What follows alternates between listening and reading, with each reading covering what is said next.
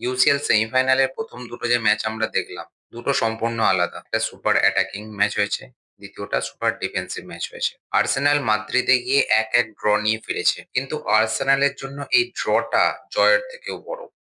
তার কারণ হলো ইউসিএল সেমিফাইনালের ফার্স্ট লেগ মেট্রোপলিটানো স্টেডিয়ামে ছিল। আর সেখানে সিমিওনের টিমকে ডিফিট করা সেটা কিন্তু কঠিন কাজ। আর শেষ হাফে, সেকেন্ড হাফে যেভাবে অ্যাথলেটিকো মাদ্রিদের সুযোগ তৈরি করেছিল, আর্সেনাল কিন্তু যেকোনো সময় পিছিয়ে পড়তে পারত। তো সেই জায়গা থেকে ড্র নিয়ে ফেরাটা এবং পরের ম্যাচ আর্সেনালের হোমে তাদের অ্যাডভান্টেজ আছে। এই ম্যাচে যেই দুটো গোল হয়েছে দুটোই এসছে পেনাল্টি থেকে। একটা ইয়োকোরে স্কোর করেছে, একটা আলভারেজ স্কোর করেছে। ৮১ মিনিটে আরো একটা পেনাল্টি রেফারি দিয়েছিল, কিন্তু ভিএআর রিভিউ এর পর সেটাকে ক্যান্সেল করা হয়। সিমিওনে যেভাবে আর্সেনালের ট্যাকটিক্সকে ডিফিট করেছে সেটা কিন্তু দেখার বিষয় ছিল। এবং অ্যাথলেটিকো মাদ্রিদ সেকেন্ড হাফে এত ভালো খেলছিল এবং অনেকগুলো চান্স ছিল তাদের কাছে। গ্রিজম্যান, লুকম্যান, অ্যালভারেজ সবার কাছে চান্স ছিল।